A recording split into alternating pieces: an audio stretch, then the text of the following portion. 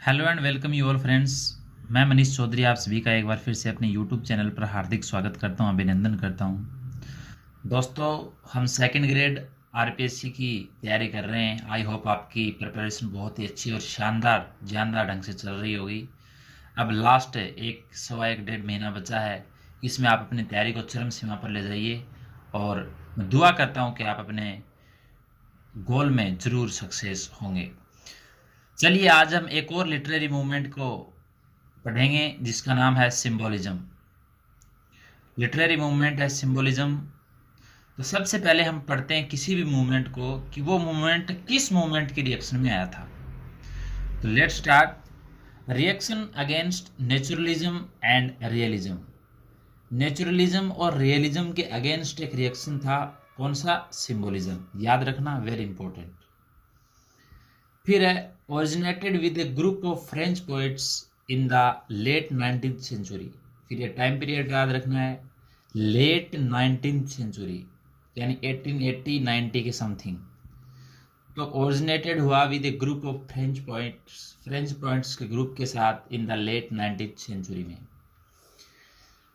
फिर है spread to painting and the theatre. कहाँ कहाँ पर ये फैला? तो ये पेंटिंग और थिएटर में स्प्रेड आउट हुआ यानी फैला। तो तीनों चीज़ें इंपॉर्टेंट हैं, याद रखना सिंबोलिज्म की। फिर है द सिंबलिस्ट वर ग्रेटली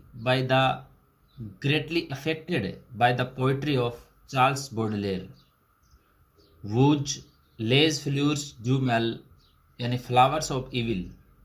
जो सिंबलिस्ट थे वो ग्रेटली किसकी पोइट्री से अफेक्टेड थे, प्रभावित थे? तो वो थी किसकी? चार्ल्स बॉडलेयर की पोइट्री, जिसकी है वूज लेज फ्लूर्स डू मेल। ये एक उसकी रचना है, राइटिंग्स है, यानी flowers of evil. In addition to Baudelaire Stephane also the central figures.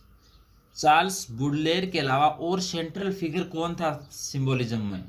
तो दूसरा सेंट्रल जो फिगर था बॉडलेयर के अलावा वो था स्टीफन।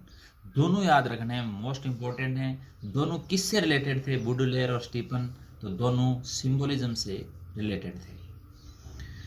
फिर है Paul Adam was the most prolific and representative author of symbolist novels.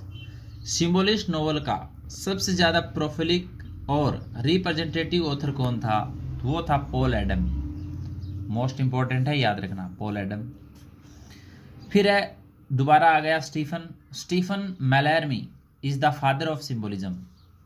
Another most important statement, symbolism का फादर किसे कहा जाता है? तो सिंबोलिज्म का फादर कहा जाता है स्टीफन मैलर्मी को। क्लियर।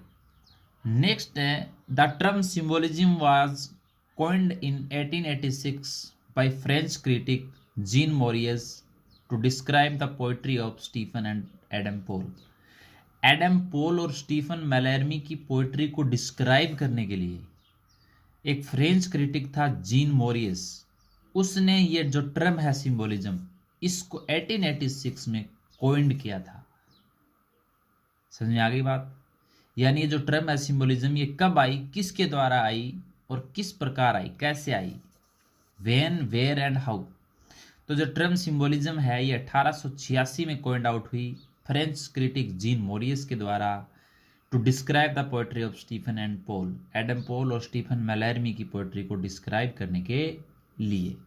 आई होप आप बेटर तरीके से इस पार्ट को समझ गए हैं। फिर है लेटर यूज ऑफ सिंबोलिज्म।